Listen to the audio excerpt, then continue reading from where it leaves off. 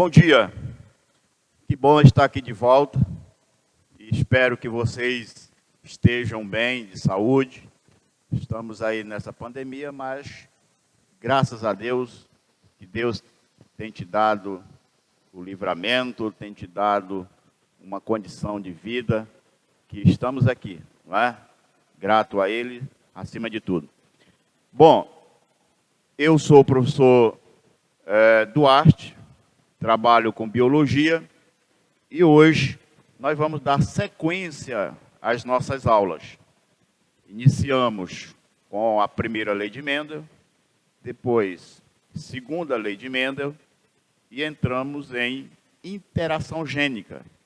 Estudamos na interação gênica a epistasia e nós estamos agora focados em herança quantitativa, que é um caso especial de interação gênica. O que é a interação gênica mesmo? Interação gênica é quando vários alelos, ou melhor, vários alelos, isso, vão estar condicionando uma única característica. Isso que é interação gênica. Diferentemente, quando Mendel analisou lá as ervilhas, as características, aqueles 7 caracteres, ele pôde observar que, para cada característica, um par de genes estava influenciando aquela característica. Por exemplo, a cor da semente é condicionada por um par de genes. Na interação gênica, vários alelos vão estar interagindo e vão estar condicionando uma única característica. Então, eu comentei para vocês que no caso da herança quantitativa, vão estar vários genes envolvidos, não é, nessa determinação dessa característica, e que cada gene vai estar como se estivesse adicionando ao fenótipo, não é, ele estivesse adicionando, ele tivesse um efeito aditivo, não é, cumulativo. Para ficar bem claro, não é, sobre a herança quantitativa, que nós já comentamos em aulas anteriores, eu trouxe um exercício que nós vamos trabalhar agora e você vai aprender como você vai resolver questões, padrões ligados ou voltados para a herança quantitativa. Correto? Então, olha aqui. Temos aqui, eu trouxe uma questão que é uma questão simples, uma questão que não traz nenhum grau de dificuldade, ela é fácil de compreender, então vamos lá. O que diz a questão? Numa determinada espécie de milho, a altura da planta varia de 150 centímetros a 300 centímetros. Cruzando-se linhagens homozigóticas que produzem plantas com altura de 150 centímetros e homozigóticas que produzem plantas com altura de 300 centímetros, obteve uma geração F1.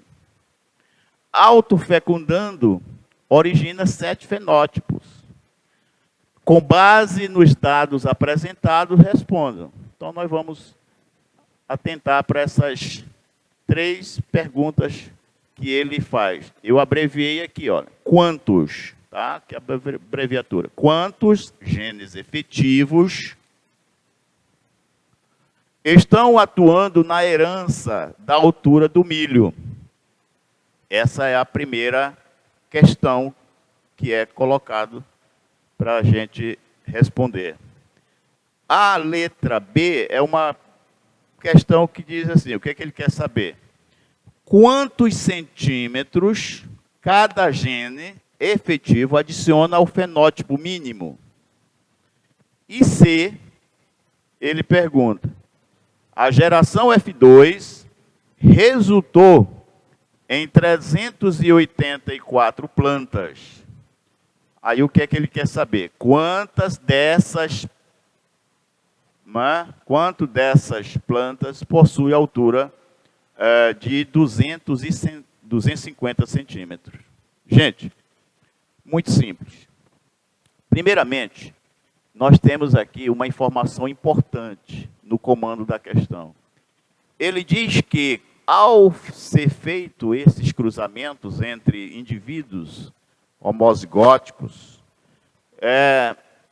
obteve uma geração F1, correto? Que, ao fazer ou promover a autofecundação dentre esses indivíduos da F1, origina-se 7 fenótipos. Então, essa característica, essa informação, ela é importante para se definir quantos genes estão envolvidos nesse cruzamento, correto? Então, eu te disse na aula anterior que para mim definir a quantidade de genes que vão estar atuando na determinação desta característica, que é a altura da planta, a gente tem aqui a informação de quantos fenótipos. São 7 fenótipos. Então, olha aqui, ó. Eu já, de antemão, já construí aqui um gráfico que mostra exatamente esses 7 fenótipos aqui. Porque ele me diz que são 7 fenótipos. Se eu tenho 7 fenótipos, então é óbvio que o meu genótipo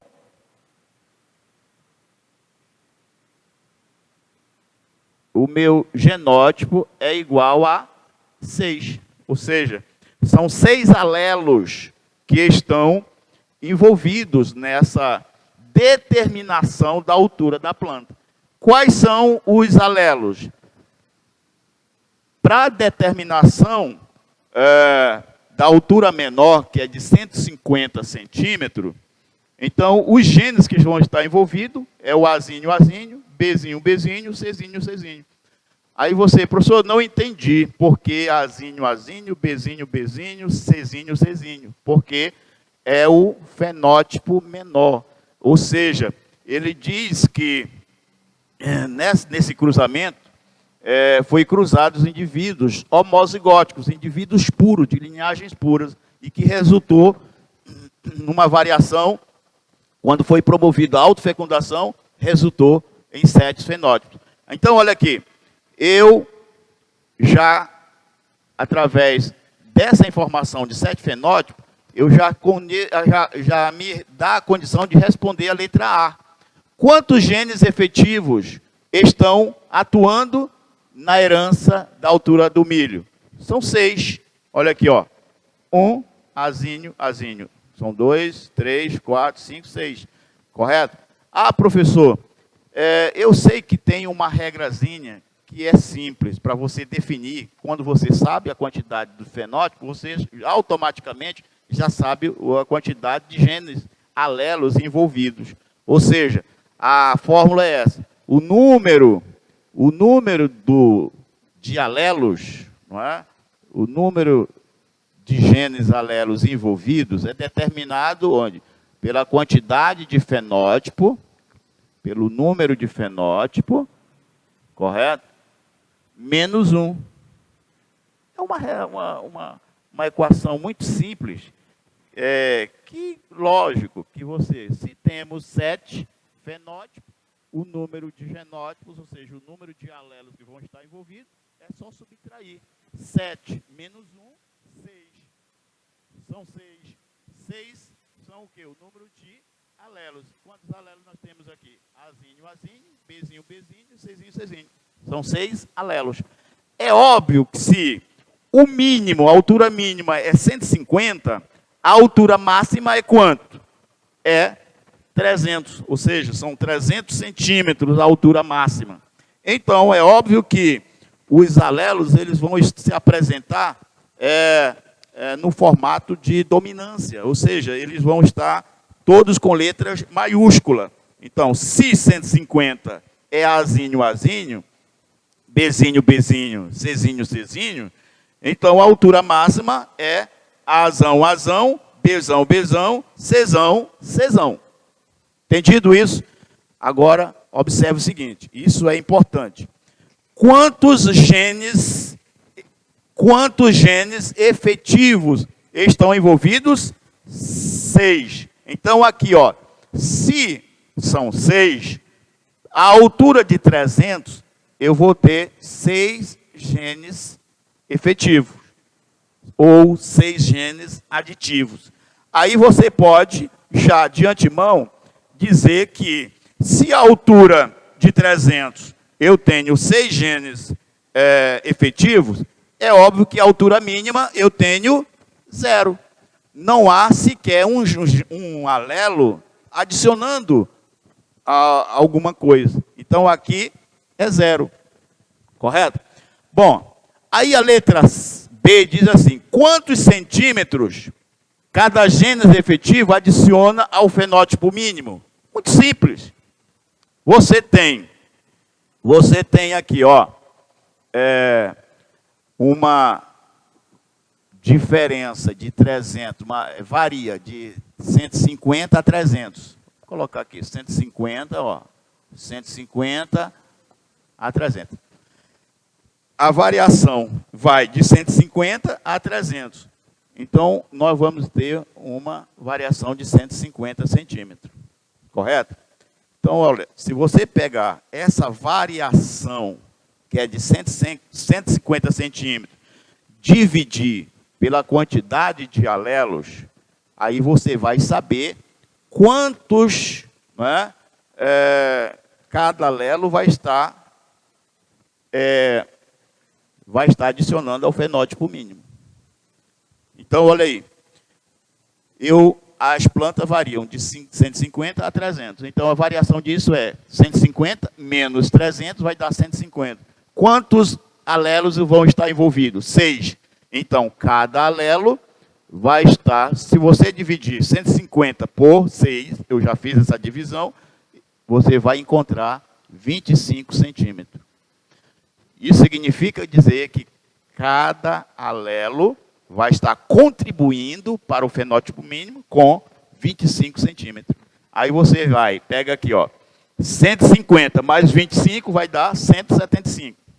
Eu já fiz essa construção prévia para vocês, mas nós poderíamos estar construindo, eu já aqui construí, você pega 150 mais 25, 175. Você pega 175 mais 25 vai dar 200. Você pega 200 mais 25 vai dar 225. Você pega 225 mais 25 vai dar 250. Você pega 250 mais 25 vai dar 275. E você pega 275 mais 25 vai dar 300. Então, aqui nós construímos, olha, as 7 classes fenotípicas. Nós temos 7 classes fenotípicas, que são 150, 175, 200, 250, ou melhor, 225, 250, 275 e 300. Beleza? Entendido? Então, respondendo aqui a letra B. Quantos centímetros cada gene efetivo adiciona ao fenótipo mínimo? Basta dividir a quantidade, a quantidade aqui, a diferença, o intervalo, não é, de 150 a 300, essa variação é 150, você pega essa variação, divide pela quantidade de alelos, e aí você vai saber quantos alelos vão estar respondendo ou adicionando ao fenótipo mínimo. Beleza, então olha aí, presta atenção. Uma informação importante.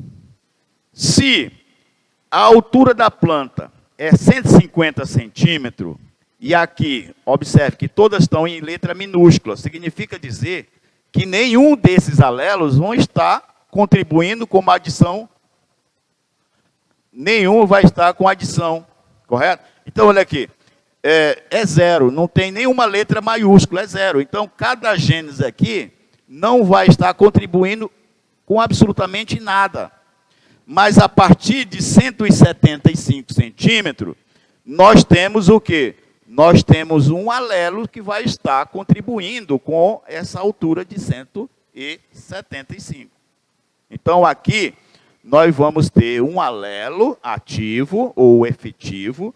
No segundo, nós vamos ter o quê? Nós vamos ter 2 alelos atuando de maneira efetiva. No terceiro, nós vamos ter 3 alelos. Aqui, no 250, vão estar atuando 4 alelos efetivos. E aqui, 275, vão estar atuando 5 alelos efetivos. E no equivalente a 300 centímetros, vão estar atuando 6 alelos efetivos. Entendido isso, agora nós vamos tentar responder a letra C. O que diz a letra C? Olha aqui. A geração F2 resultou em 384 plantas.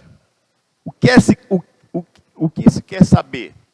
Quantas dessas plantas possuem a altura de 250? Quantas? Aqui, ó. Essas aqui, ó. Esse fenótipo aqui, 250. Se no cruzamento resultou em 384, dentre as 384, quantas são 250 plantas? É muito simples. Mas para isso, nós precisamos, o melhor caminho é você construir uma pirâmide, né, de Pascal.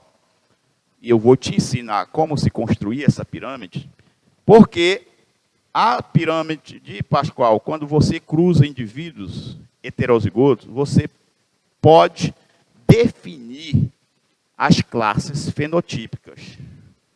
Correto? Então, acompanhe comigo aqui.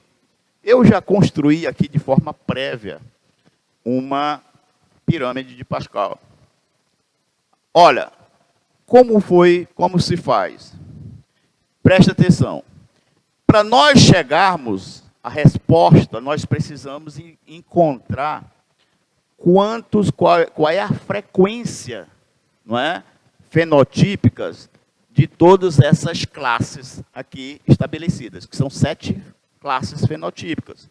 Então, nós temos aqui, perceba que para você construir uma pirâmide de Pascal, você começa com o número 1, da forma como está aqui. Aí, logo embaixo, você pode colocar o número 1 e, em seguida, você vai estabelecer como se fosse a segunda, não é, classe. Então, nós vamos estar aqui. 1 mais 1 é igual a 2. Ó, 2.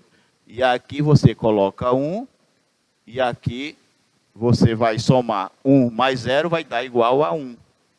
Aí aqui, ó, você pega, coloca 1 embaixo, correto? E aqui você vai somar 1 mais 2 igual a 3. Aí você pega 1 mais 3 igual a 4. 3 mais 3 igual a 6. 3 mais 1 igual a 4. 1 mais 0 é igual a 1. Aí vai para classe abaixo. Você coloca 1, sempre essa primeira linha aqui vai ser 1. Você vai sempre repetir esse 1, não é, indefinidamente, até você localizar, identificar a classe fenotípica que você está procurando. Nós já sabemos que são 7. O problema já diz que são 7. Então, nós vamos construir essa pirâmide de Pascal até chegar à 7ª classe fenotípica. Então, vamos lá. 1 mais 4 é igual a 5. 4 mais 6 igual a 10. Sempre a classe superior, você vai somar e vai encontrar a classe fenotípica inferior. 6 mais 4 igual a 10. 4 mais 1 vai igual a 5. E 1 mais 0 é igual a 1. Beleza? Então, olha aqui. Presta atenção. Nós temos 1, 2, 3, 4, 5, 6. Ainda não chegamos a que nós queremos, que são 7. Então, Então, nós estamos aqui, vamos fazer a definição da última classe fenotípica. Então, vamos lá. 1 mais 5, você sempre repete 1, aí vai 1 mais 5 igual a 6. 5 mais 10 é igual a 15. Ó, aí vem, ó, 10 mais 10 igual a 20. 10 mais 5 igual a 15. 5 mais 1 igual a 6. 1 mais 0 é igual a 1. Pronto. Aqui chegamos à 7ª classe fenotípica. Ficou agora tudo tranquilo. O que significa isso, professor? Olha aqui. Vamos aqui trazer para cá. Olha, o que significa isso?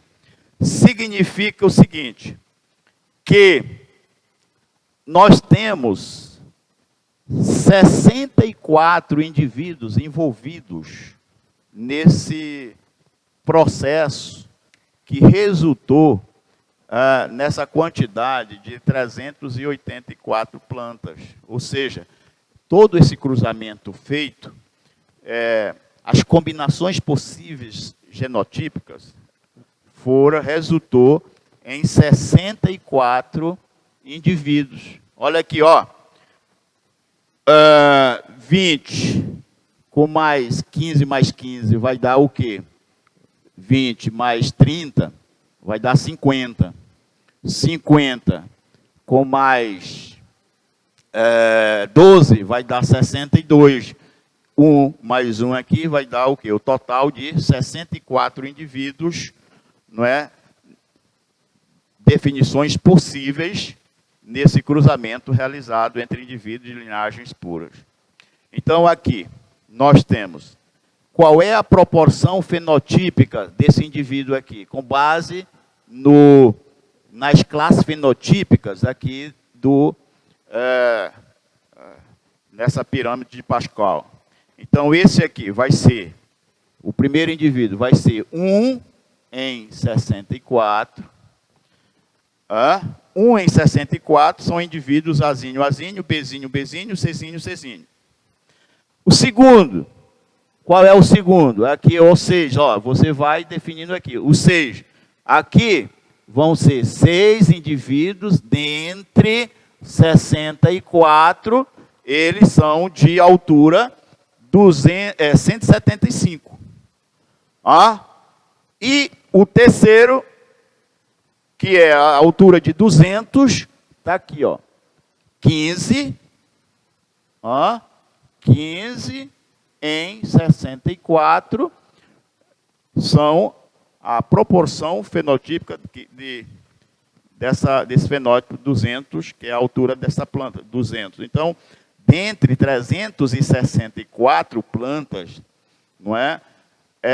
15 64 avos são de quê? De 200 centímetros. E a de 225 é a classe fenotípica seguinte. 20 barra 64 são de indivíduos de altura de 225. E 250 é a classe fenotípica seguinte, é 15. Ó, 15 por 64. 275, ó, é a classe seguinte lá, ó, 6 por 64. E a 300 é a mesma da primeira lá, ó, é 1 em 64, vão apresentar essa classe fenotípica de 300 centímetros de altura, 300 centímetros de altura. Então, agora sim, agora dá para a gente responder a letra C. A geração F2 resultou em 384 plantas. Quantas dessas possuem a altura de 250? Olha aqui. A de 250 centímetros, você pega aqui, olha, você vai encontrar aqui. Então, olha aí, ó, 15 dividido por 64 vezes 384. 15 por 64, multiplicando por 384, você vai fazer em casa com toda tranquilidade e você vai encontrar 90 plantas. 90 plantas. Ou seja, neste cruzamento, você, que resultou em 384 plantas, 90 nessa linhagem é de 250 centímetros. 90 plantas, ela apresenta essa altura de 250 centímetros. Basicamente é isso, tá, gente? Herança quantitativa, ela é trabalhosa, você precisa buscar. Existem várias formas de você responder uma questão dessa natureza, mas eu estou te mostrando o caminho mais rápido, viável, entendeu? Porque na prova, lá em si, você precisa, não é, otimizar o tempo. E, obviamente, quando você constrói numa situação que envolve herança quantitativa, a gente aconselha que você lance mão da pirâmide de Pascal, que você vai exatamente, automaticamente, você vai encontrar todas as classes fenotípicas. Beleza? Gente, então, dê uma respirada aí. Vamos passar para um outro tópico, que é importantíssimo, não é? Costuma cair bastante nas provas de vocês, que é sobre herança sexual, correto? Mas para você entender o que é herança sexual, a gente tem que partir do princípio, olhar o cariótipo humano, correto? O que é o cariótipo humano? O cariótipo humano reúne todos os cromossomos, não é, que nós possuímos. Nas nossas células, nós temos, basicamente, numa classificação simples, nós temos células somáticas, que também são chamadas de células diploides, e as células sexuais, que no caso do homem e da mulher, a célula sexual do homem é o espermatozoide, e a célula sexual da mulher é o óvulo, o ovócito 2, como queiram. Bom, então é importante que você, quando nós estudamos herança sexual, que você tenha esse conhecimento. Não é que no cariótipo humano nós temos numa célula somática 46, 2N igual a 46, ou seja, uma célula diploide com 46 cromossomos. Correto? Desses 46 cromossomos, é óbvio que temos os cromossomos que não têm nada a ver com o sexo e aqueles cromossomos que estão relacionados ao sexo. É fácil de entender. Então, olha aqui. Vamos começar por aqui, ó. 2N igual a 46. Dentre esses 46, 44 cromossomos que estão lá formando aos pares no cariótipo. Quer dizer, os cromossomos eles se apresentam aos pares. Então, se eu tenho 46 cromossomos, e nós temos 46 cromossomos, nós temos quantos pares? 23. Dentre os 23 pares, um par é sexual. Beleza? Então, entende aqui, olha. Acompanhe comigo aqui. 44 são autossômicos e 2 são sexuais. Se esses 2 sexuais, se eles forem assim, XX, nós estamos falando do sexo feminino. Se for 44 XY, nós vamos estar falando do sexo masculino. Correto? Isso é fácil de entender. Você que não é um aluno aplicado, isso aqui é muito simples, você chegar a esse entendimento. Nós vamos estar dizendo aqui, células diploides ou somáticas. E se for o gameta, a célula N, né, que é a célula haploide, é a mesma coisa, o mesmo raciocínio.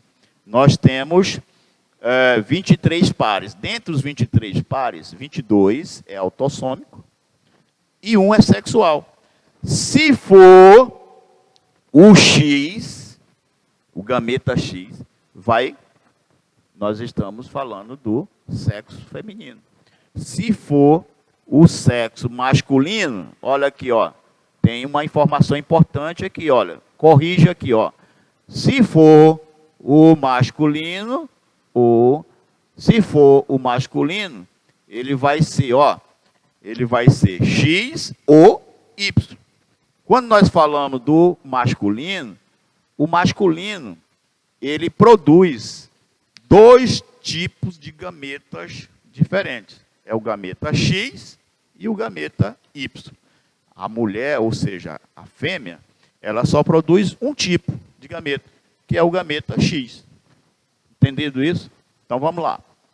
Bom, é claro que quando nós estudamos herança sexual, nós vamos entender de que os genes alelos, eles vão estar onde?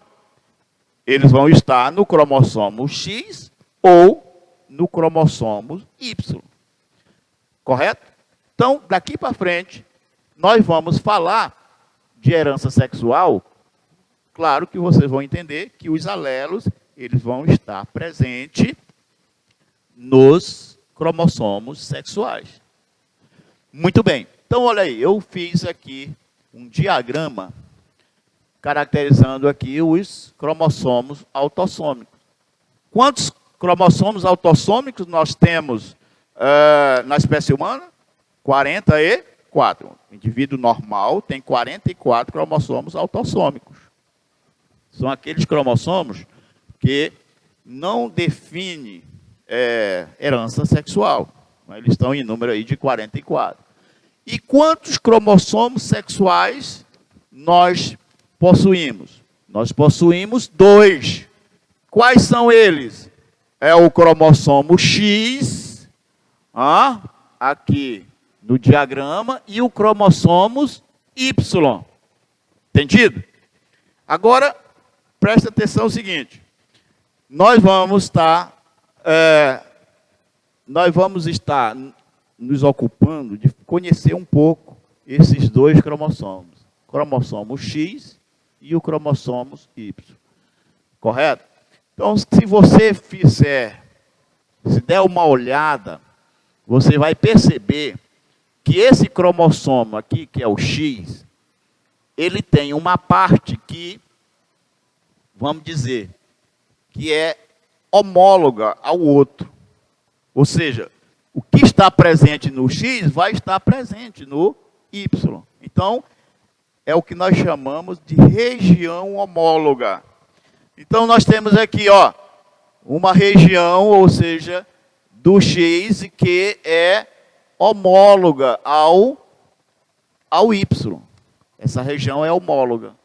Mas nós temos uma região aqui, que é essa aqui, que ela é exclusiva do Y. Essa região, ela é exclusiva do Y. Significa dizer o seguinte, que os genes que estão aqui nessa região, que é exclusiva do Y, ela, se for as características que estão aí, elas vão ser de exclusividade do sexo masculino. Correto? Daí, nós temos uma informação aqui importante, olha. Herança restrita ao sexo. A herança restrita ao sexo é aquela herança que ela está aqui, olha. Ela está na parte não homóloga, uma parte exclusiva, que o gene Y, ele é menor, não é, do que o cromossomo X, e essa região, ela é restrita. Os genes que estiverem aqui, os alelos que estiverem aqui, vai determinar uma herança restrita ao sexo. Correto? Mas nós vamos encontrar também uma região não homóloga ou seja, a região do X, não homóloga ao Y, que é essa região aqui. E nessa região aqui, nós vamos encontrar uma herança que é ligada ao sexo, e aqui eu vou te dizer, nós temos 2 heranças o daltonismo e a hemofilia, que é uma herança que nós vamos encontrar, que são genes que vão estar numa região não homóloga, não é? Na região do X, não homóloga ao Y. Beleza? São as, vamos dizer, as heranças genéticas mais conhecidas e estudadas, que são esses dois. Daltonismo, a dificuldade que a pessoa tem de distinguir o verde e o vermelho, não é? Então, é resultado de genes localizados na região não homóloga do X. Assim como a hemofilia, pessoas que têm dificuldade de estancar o sangue, não é? E que é uma doença genética que vai estar condicionada, ela vai estar presente numa região não homóloga do X. Correto? Claro que também nós temos uma outra herança que é influenciada pelo sexo, que é o caso da calvinice, não é? Indivíduo calvo, tanto no sexo masculino quanto no sexo feminino, e ela se manifesta de forma independente. Gente, por hoje é só, e quero te desejar um bom dia, e que você vai, daqui para frente, estar estudando, aí vai estar, eu acredito que vem história, e você vai, não é, aprender muitas coisas interessantes, importantes para o teu, não é, para o teu projeto de vida, história, e eu quero te desejar aí um bom dia, foque nos teus estudos, vá, pegue firme, porque aqui no Aprova nós trabalhamos para te oferecer, para te estabelecer o que for o melhor para o teu projeto de vida. Quero agradecer ao professor James, agora é com você, professor James. Deus te abençoe e vamos em frente.